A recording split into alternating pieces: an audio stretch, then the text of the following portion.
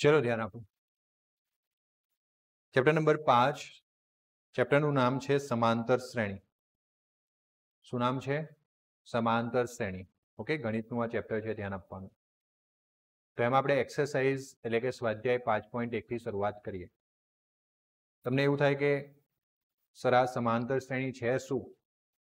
બરાબર, તો શ્રેણી એટલે જૂથ અને સમાંતર શ્રેણી એટલે શું?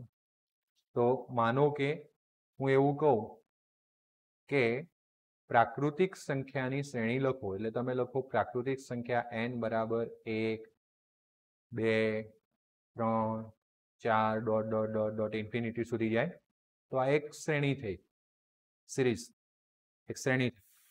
એમાં અલગ અલગ પદ છે, પહેલું પદ, બીજું પદ, ત્રીજું પદ, ચોથું પદ, પાંચમું પદ, એવું રીતના પદ આવે। તો આ શ્રેણીના બે ક્રમિક પદો દેખો, 1 અને 2, પછી 2 અને 3 ક્રમિક પદો કહેવાય। સમજો આ ક્રમિક પદો વચ્ચેનો તફાવત કેટલો છે?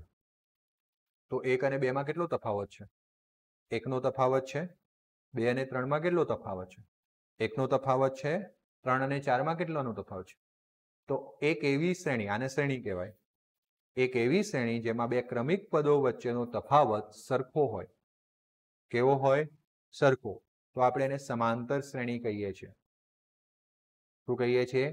સમાંતર શ્રેણી। સમજ પડી ગઈ? અને એક એવી શ્રેણી કે જેમાં બે ક્રમિક પદો વચ્ચેનો જે તફાવત છે એ કેવો હોય? સરખો। તો આપણે એને સમાંતર શ્રેણી કહીએ છીએ। ક્લિયર ને? ઓકે, તો ચલો હવે તમને એવું સમજાઈ ગયું કે સમાંતર શ્રેણી શું છે। હવે આગળ વધીએ, દાખલાથી શરૂઆત કરીએ, કારણ કે આપણે એની એટલી જ ઓળખ મેળવવાની હતી। તો નીચેની સ્થિતિમાં કઈ સ્થિતિમાં સંખ્યાની યાદી જે આપણે બનાવીએ છીએ એ સમાંતર શ્રેણી બને છે, અને બને તો કેમ, અને ન બને તો કેમ, તમારે કારણ સાથે સમજાવવાનું છે। તો જેમ કે ટેક્સીનું ભાડું પ્રથમ કિલોમીટર માટે 15 રૂપિયા અને પછીના વધારાના પ્રત્યેક કિલોમીટર માટે કેટલા રૂપિયા છે? 8 રૂપિયા છે। કેટલું છે? 8। આગળ દાખલો ગણ્યો તો એ રીતનું જ છે, તો સમજો। તો પ્રથમ કિલોમીટર માટે કેટલું ભાડું છે? 15। એટલે હું લખીશ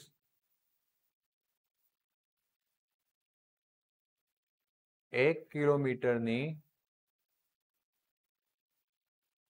મુસાફરી સામે આપણે અહીંયા લખીશું ભાડું।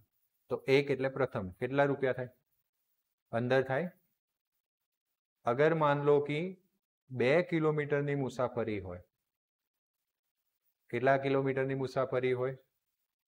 2 કિલોમીટરની મુસાફરી હોય, તો પ્રથમ કિલોમીટર માટે 15 હતું અને પછી પ્રત્યેક કિલોમીટર માટે 8 ઉમેરાય। કેટલું થયું? માનો કે 3 કિલોમીટરની મુસાફરી હોય, 3 કિલોમીટરમાં પ્રથમ કિલોમીટર માટે કેટલું હતું? 15। પછી બાકીના જે કઈ 2 કિલોમીટર છે એ બંને માટે કેટલું થશે? 8 8 ઉમેરાશે, તો 23 ને 8 કેટલું થઈ ગયું? 31।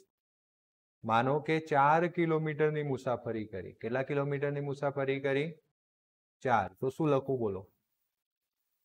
15 વત્તા વત્તા વત્તા, કારણ કે પહેલા માટે 15, પછીના 3 કિલોમીટર માટે 8 8, કેટલું થયું? 39 થયું।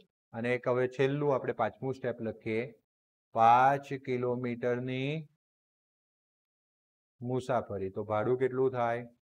15 વત્તા 8 વત્તા 8 વત્તા 8 વત્તા, બસ ને? હા, પાછા કહેજો। તો ટોટલ કેટલું થયું? કેટલું થયું? 47। ખાલી ઉપરનામાં 8 ઉમેરવાના, 39 ને 40 અને બીજા 7 વધ્યા, એટલે કેટલું થયું? 47। સરસ। માટે ભાડાની યાદી શું થઈ? પહેલા માટે, પછી પછી પછી પછી આવું ચાલતું રહે। હા કે ના? હે ને? હા કે ના? ઓકે, હવે જોજો, આ જે પદો છે ને આપણે એ વડે દર્શાવીશું। શાના વડે દર્શાવીશું? એ। આને A1 કહીશું, હે ને? આ A1 કહેવાય। એટલે પ્રથમ પદ કેટલું છે? A2 એટલે બીજું પદ કેટલું છે, A3 એટલે ત્રીજું પદ કેવું છે, અને A4 એટલે ચોથું પદ કેટલું છે. ઓકે, તો તમે અહીંયા જોઈ શકો કે બસ 4 પદ સુધી, એટલે શોધવાના 5, પછી અહીંયા 4, A5 લખવું એટલે લખાય, પણ અત્યારે જરૂરી નથી. તો અહીં A2 ઓછા A1 એટલે કે બે ક્રમિક પદ, બીજું અને પ્રથમ, એનો તફાવત. તો 23 ઓછા 15 જે કેટલો છે, 8 છે.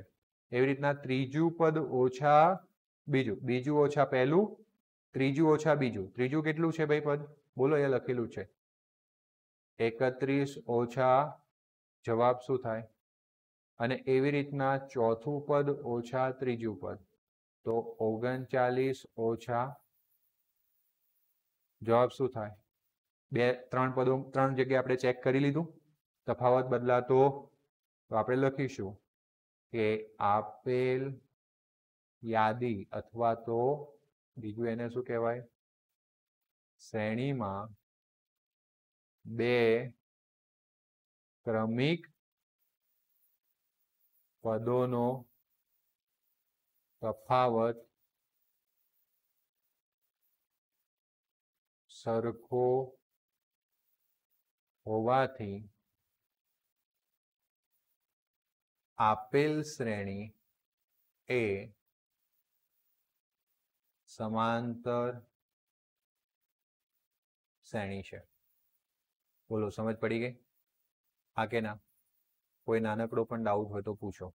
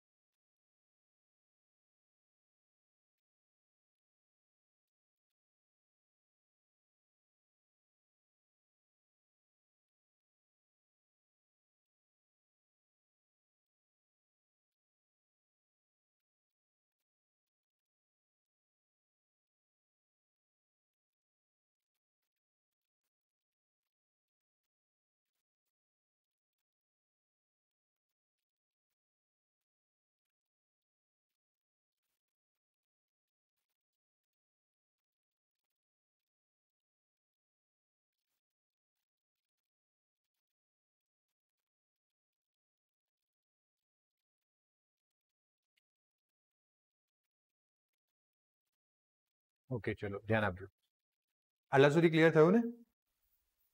નળાકારમાં રહેલા હવાનું પ્રમાણ હવા કાઢવાના પંપ દ્વારા દર વખતે નળાકારની બાકી રહેલી હવાનો 1/4 ભાગ બહાર કાઢે છે.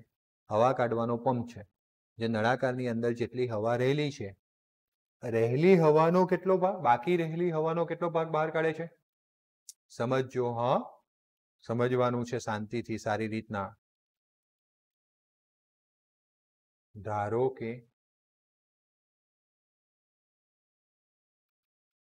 નળાકારમાં શરૂઆતમાં રહેલી હવાનું કદ બરાબર કેટલી હવા રહેલી છે તો નતું આપ્યું ને. ઓકે, એમણે એવું કીધું કે પંપ જે છે દર વખતે કેટલી હવા બહાર કાઢે છે, 1/4 ભાગ બહાર કાઢે છે અંદર બાકી રહેલી હવાનું, બરાબર છે. ઓકે, તો સમજો. જો, એક તો બહાર નીકળતી હવા, એક એ આવશે.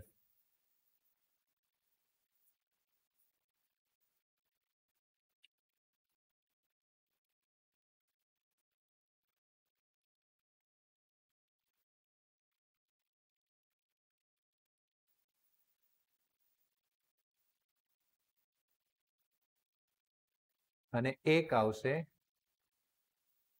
બાકી રહેલી હવા. અને અહીંયા આપણે સ્ટેપ લખીશું. માનો કે શરૂઆતથી જ ચાલુ કરીએ ને, તો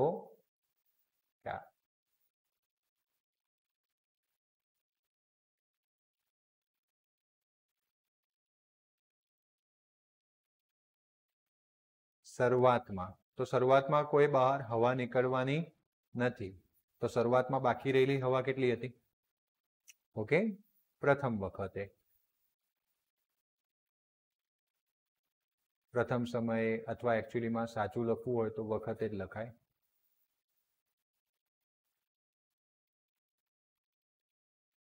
તો પ્રથમ વખતે. તો જો બહાર નીકળતી હવા કેટલી હશે? x ના છેદમાં 1/4 ભાગ બહાર કાઢે છે, તો બાકી રહેલી હવા આગળ કેટલી હતી? તો x ના છેદમાં 4 થઈ ગઈ. તો હવે કેટલી બાકી રહેશે? તો ધ્યાન આપજો, માટે x ઓછા x ના છેદમાં, કારણ કે શરૂઆતમાં x હતી પણ બહાર કેટલી નીકળી ગઈ? તો એ ઓછા થઈ જાય, બાદબાકી થઈ જાય. ચલો, તો લસા લેવો પડશે, 4 વડે ગુણવાનું, 4x ઓછા x છેદમાં, તો બાકી રહેલી હવા કેટલી થઈ ગઈ? 3x છેદમાં 4. ક્લિયર થયું? હા કે ના? હવે એનાથી નીચેની લીટીમાં, અહીંયા તો ખાલી ટપકું અથવા એરો લખી શકો. બીજી વખતે તો 1 ના છેદમાં 4 બહાર કાઢે, લેકિન જે બાકી રહેલી હોય તો 3x ના છેદમાં 4. પેલામાં x બાકી રહેલી હતી, એ x ના છેદમાં 4. ક્લિયર થયું? ઊંઘ આવે છે આજે તારે? તો 3x 4 ગુણ્યા 4 કેટલું થયું? હા કે ના? હવે જો બાકી રહેલી, માટે હવે કેટલી બાકી રહે? તો શરૂઆતમાં કેટલી હતી? 3x છેદમાં, આ શરૂઆતમાં નહીં જવાનું, બીજી વખતે ચાલુ કર્યું એ પહેલા કેટલી હતી પંપમાં હવા? બરાબર, પહેલી વખતે પંપ માર્યો એ પહેલા x હતી, પહેલી વખતે જ્યારે પંપે કાર્ય કર્યું એ વખતે x હતી, તો x છેદમાં 4 નીકળી ગયો. બીજી વખત પંપ કાર્ય કરે ત્યારે હવે એની અંદર 3x છેદમાં 4 હતી. સમજ પડી ગઈ? તો એનું 1/4 નીકળે, એટલે કે 3x છેદમાં 16 નીકળી ગઈ, એટલે -3x છેદમાં. હવે શું કરવું પડે કે છેદમાં 16 બનાવવા માટે આને 4 વડે ગુણવું પડે, તો આને પણ 4 વડે ગુણવું પડે, તો 4 તરી કેટલું થઈ ગયું? અને પેલું તો 16 છે જ, એટલે 3x, તો કેટલું રહ્યું? 12 માંથી 3 જાય, 9x છેદમાં 16. સમજ પડી ગઈ? હા કે ના? તો એક પદ મળ્યું, બે પદ મળ્યું, ત્રીજું પદ મળ્યું, એક ચોથું પદ ગણી લઈએ.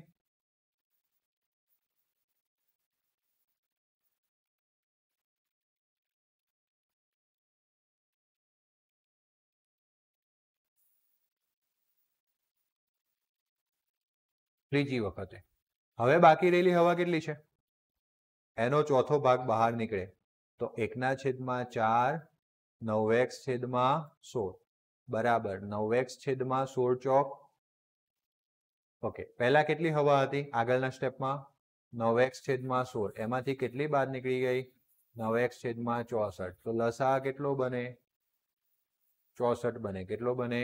64. તો આને 16 ચોક 64 4 વડે ગુણવું પડે, તો 9 ચોક 36x ઓછા 36 માંથી 9 જાય તો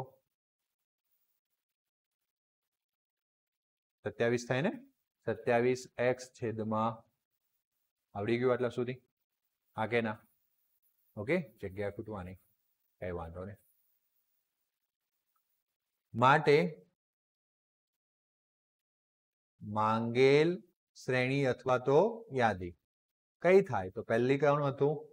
અહીંયાથી ભરેલી હવા x, પછી બીજું શરૂઆતમાં x હતી, પછી થોડીક નીકળી ગઈ x ના છેદમાં 4, એટલે 3x છેદમાં 4 વધી, પછી અલ્પવિરામ, પછી અલ્પવિરામ. તો બોલો,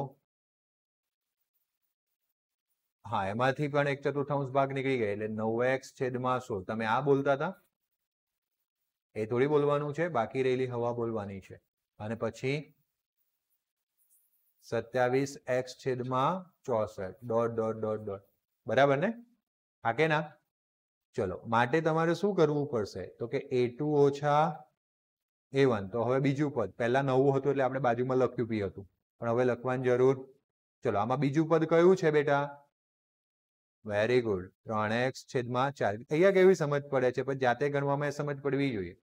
અને ધ્યાન આપજો, પ્રથમ પદ કયું છે? Very good, x. તો હવે શું કરીશું? 4 વડે ગુણવાનું ને, આ 4 છેદમાં 3x ને નથી ગુણવાનું, કારણ કે એના છેદમાં તો છે, આને 4 વડે ગુણવાનું, એટલે ઓછા 3x માંથી ઓછા 4 જાય તો -x ના છેદમાં 4 વધશે 1 એટલે -x ના છેદમાં 4 હા કે ના જગ્યા નાની છે ઓછી છે એટલે મેં નાના અક્ષર કરી દીધા પછી ત્રીજામાંથી કયું પદ બાદ કરવાનું ત્રીજું પદ બોલો 9x છેદમાં 16 એમાંથી બીજું પદ બાદ કરો એટલે લસા શું બનાવવો પડે 16 ને તો આ 9x ના અને આને 4 વડે ગુણવું પડે કેટલા માઇનસ આયુ સમજમાં પડ્યું તો શું થાય 9 માંથી 3 બહાર જાય તો -3x છેદમાં 16 આમ તો જોવા જઈએ તો આ જવાબ આવે જો x ના છેદમાં 4 પણ ઋણ તરીકે આવ્યો 3x છેદમાં 16 પણ ઋણ તરીકે આવે ક્લિયર પણ બે જ શોધીને ત્રીજો શોધવાનો નથી કેમ નથી શોધવાનો ત્રીજો તફાવત બંને અલગ અલગ થઈ ગયા મતલબ આગળ બતાવવાનું આ જ બે અલગ છે તો ભલે ને આગળ સરખો મળતો કોઈ મતલબ રહેતો બધા જ પદોનો ક્રમિક તફાવત સરખો હોવો જોઈએ જે અહીંયા મળવાનો નથી તો અહીંયા લખીશું આપણે કે અહીં સામાન્ય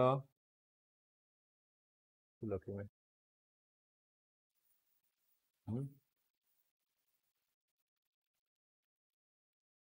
-3x છેદમાં 16 તો અહીં સામાન્ય તફાવત સરખો ન હોવાથી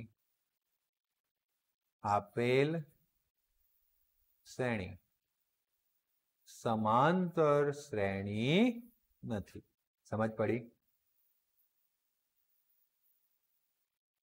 જો એક વસ્તુ યાદ રાખવાની કે મમ્મીએ ઢોકળા બનાવ્યા હોય તો ઢોકળાની ચટણી અલગ હોય ભજીયા બનાવ્યા હોય તો ભજીયામાં કઢી વપરાય હા કે ના હા પણ કઢીમાં એ રાઈ દેખાય અને ઢોકળાની ચટણી હોય ને એમાં એ રાઈ દેખાય પણ એ ગ્રીન કલરની અને કઢી કેવા કલરની હોય તો એ રાઈ દેખાય તો રાઈને ભેગું કરવાનો પ્રયત્ન કરવો કહેવાનો મતલબ એને અલગ રાખવાનું પેલાને અલગ રાખવાનું A1 B1 વાળું કઈ રીતના થયું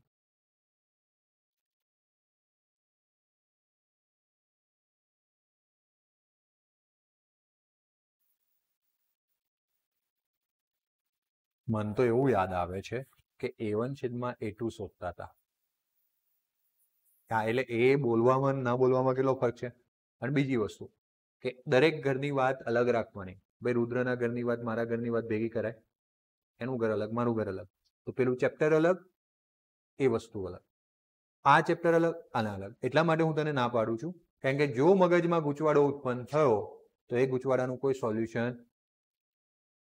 હે ને પછી શાકુંતલા દેવી આવીને કે આ બેટા આમ સેપરેટ રાખવાનું તો એ તું ના રાખી શકે એટલે આપણે પહેલા તો મગજમાં એ ફિટ કરવાનું છે કે દરેક ચેપ્ટરની મેથડ્સ અલગ અલગ છે આ દરેક ચેપ્ટરમાં A1 A2 વાળું આવે પણ ત્યાં હતું કયું A1 છેદમાં B1 A2 છેદમાં B2 હતું એટલે પહેલા તો A1 એકલું નહોતું આ ત્યાં પહેલી આપણી ભૂલ થઈ જાય બીજું ત્યાં સહગુણકોને આપણે A1 A2 કહેતા હતા અહીંયા તો આખા પદને આપણે A1 કહીએ છીએ A2 કહીએ છીએ સમજ પડી ગઈ ઇન શોર્ટ બંને વસ્તુ અલગ છે પેલાને અલગ યાદ રાખવાનું છે અને આને પણ અલગ પણ તમારી સૌથી મોટી ભૂલ શું હોય છે નવું શીખતા જાઓ એટલે જૂનું ભૂલતા જાઓ જે તમારે બિલકુલ થવા દેવાનું નથી અને આ રવિવાર આજ બુધવારથી ટેસ્ટ ચાલુ થવાના છે ને આવતા રવિવારે પણ ટેસ્ટ આવવાનો છે બુધવારે એનાઉન્સમેન્ટ આપી દે તો એ ટેસ્ટની સંપૂર્ણ તૈયારી કરવાની છે ક્લિયર તો પ્રત્યેક મીટરના ખોદકામ બાદ એક કૂવો ખોદવા માટે લાગતો ખર્ચ માનો કે પ્રથમ મીટર માટે કેટલો લાગ્યો આ રિક્ષા ભાડા જેવો જ થઈ ગયો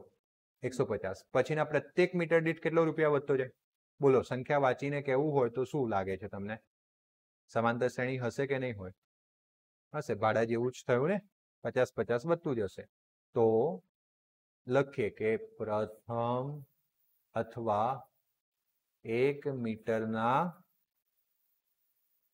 ખોદકામ માટેનો ખર્ચ તો પ્રથમ મીટર માટે કેટલા રૂપિયા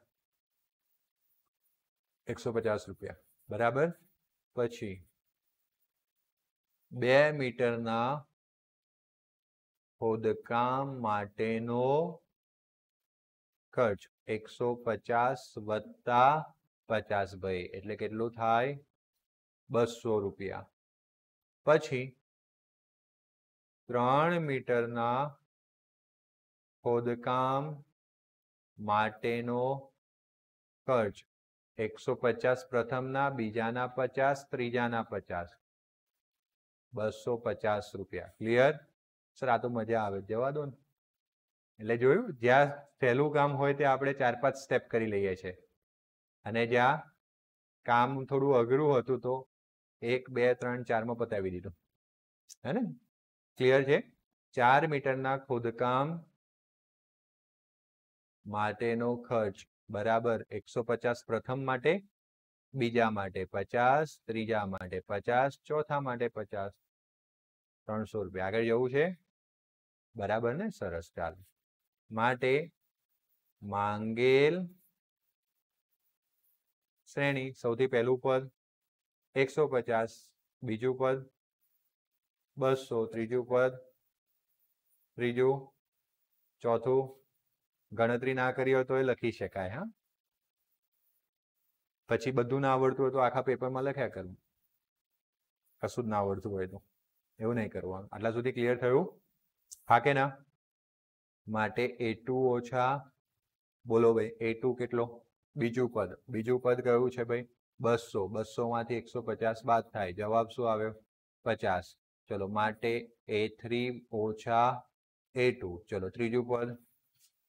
ત્રીજું 250, એમાંથી 200, 30. સમજ પડી? ત્રીજું પદ લેવાનું છે, પછી બીજું પદ લેવાનું. અને હજુ એકવાર ચોથું પદ ઓછા, ચોથું કયું છે? પહેલું, બીજું, ત્રીજું, ચોથું કયું છે? 300. અને એના આગળ ત્રીજું, તો પણ બાદ બાકી. તો શું લખીશું? સામાન્ય તફાવત. આ બધા સામાન્ય તફાવત શોધ્યા, બે ક્રમિક પદ વચ્ચેનો તફાવત. ક્લિયર છે? એ સરખા હોવાથી, અથવા તમે એવું લખી શકો કે બે ક્રમિક પદ વચ્ચેનો તફાવત સરખા હોવાથી આપેલ શ્રેણીએ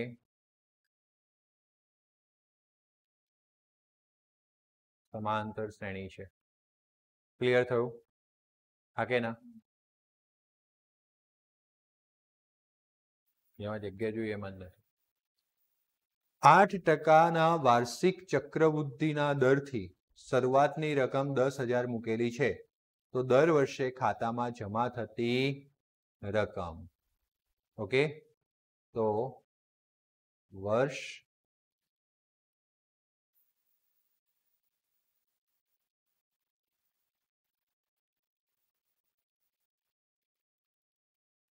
પછી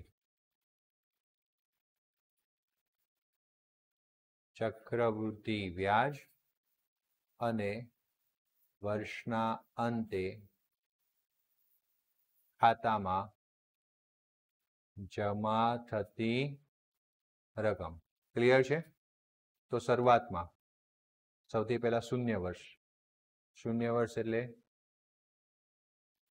શરૂઆત. આમાં કોઈ ચક્રવૃદ્ધિ વ્યાજ આવે તો ખાતામાં જમા રકમ કેટલી હતી? 10,000. ક્લિયર ને? ઓકે. વર્ષ નંબર 1 તો ખબર છે ને, ચક્રવૃદ્ધિ વ્યાજ I બરાબર, મતલબ વ્યાજ PRN છેદમાં 100. દર વર્ષે આપણે ગણવાના જ છીએ. સૂત્ર યાદ આવે છે ધોરણ 8 નું? આ સૂત્ર છે. વ્યાજને I કહેવાય, P એટલે મુદ્દલ કહેવાય, R એટલે વ્યાજનો દર, N એટલે સમય. તો આ સૂત્ર પરથી સમજો, I બરાબર P એટલે કેટલું મુદ્દલ છે? 10,000. વ્યાજનો દર કેટલા ટકા છે? 8% છે ને? N એટલે કેટલા વર્ષ માટે? 1 વર્ષ માટે. અને 100 વડે ભાગવાનું. 100 8 ગુણ્યા 100 કેટલું આવ્યું? 800. એટલે અહીંયા જમા થતી રકમ શું થાય? તો 10,000 તો હતી. હા કે ના? એમાં વ્યાજ કેટલું ઉમેરાવ્યું એટલે કેટલું થાય? ક્લિયર થયું? હા કે ના? બીજી વસ્તુ નંબર 2, બીજા વર્ષનું વ્યાજ. તો હવે મુદ્દલ કેટલું છે? આ મુદ્દલ થયું ને? અને કેટલા ટકા વ્યાજ? કેટલા વર્ષ માટે ગણવાનું છે? 1 દર વર્ષે આપણે વ્યાજ ગણીએ છીએ એટલે ચક્રવૃદ્ધિ વ્યાજ કહેવાય. છેદમાં બરાબર. ચલો 2 મીંડા. ઓકે, ઈઠ્યું 64 વધી આવી 6 શૂન્ય છે એટલે 6 આવી જશે અને 8 એકા કેટલા રૂપિયા આવ્યા? તો મુદ્દલ કેટલું હતું આગલા વર્ષે? 10,800. એમાં કેટલા ઉમેરાશે વ્યાજ? 864. એટલે બીજા વર્ષના અંતે આટલું જમા થશે. 4 ને 0 4 0 ને 6 6 8 ને 8 વધી આવી 0 ને 1 અને પેલો 1 11,664. ત્રીજા વર્ષની ગણતરી કરી લઈએ. હા કે ના? ઓકે, 11,664 મુદ્દલ હતું. 8% વ્યાજ 1 વર્ષ માટે. ચલો 8 ચોક વધી આવી 3 8 છંગ 48 48 ને 3 51 વધી આવી 5 8 છંગ 48 48 ને 5 53 વધી આવી 5 8 એકા 8 ને 5 13 વધી આવી 1 8 એકા 8 ને 1 9 અને પેલા 2 પોઈન્ટ કાપવાના. દર વર્ષે વ્યાજ વધતું જાય. ક્લિયર? સાદું વ્યાજ હોત ને તો દર વર્ષે 800 800 800 જ મળત. ચક્રવૃદ્ધિ વ્યાજ વ્યાજનું પણ વ્યાજ. જો અહીંયા વ્યાજ ઉમેરાઈ ગયું એટલે વ્યાજ વધી ગયું અને ચક્રવૃદ્ધિ વ્યાજ કહેવાય. ક્લિયર થયું? ભણીને આવેલા છો આમ તો તમને યાદ હોવું જોઈએ. 11,664 એમાં કેટલું ઉમેરાશે? 933.12. ઓકે, તો પાછળના પોઈન્ટ 12 તો એવા ને એવા. ચલો અહીંયા 4 અહીંયા 3 7 અહીંયા 6 અહીંયા 3 9 અહીંયા 6 અહીંયા 9 15 5 વધી આવી 1 11 ને 1 12 12,597.12 થયું. ક્લિયર છે? હા કે ના? ઓકે, તો આમ આપણી જે શ્રેણી છે આમ માંગેલ શ્રેણી શરૂઆતમાં શું હતું? 10,000. પછી પહેલા વર્ષે કેટલા થયા? 10,800. પછી બીજા વર્ષે 11,664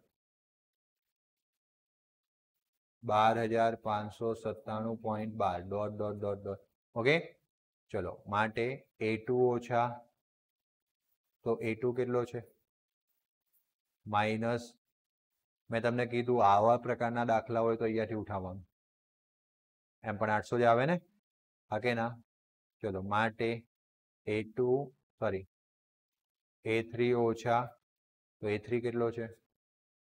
11,600 ને માઇનસ બાદબાકી આવી. કારણ કે જો 10,800 માં 864 ઉમેર્યા હતા તો 11,644 મળ્યા હતા. તો 800 ને આ બંને સરખા આવતા તો અહીંયા લખીશું કે અહીં 2 ક્રમિક પદોનો તફાવત સરખો ન હોવાથી આપેલ શ્રેણી સમાંતર શ્રેણી નથી. ક્લિયર છે? બોલો કોઈ ડાઉટ? કન્ફર્મ?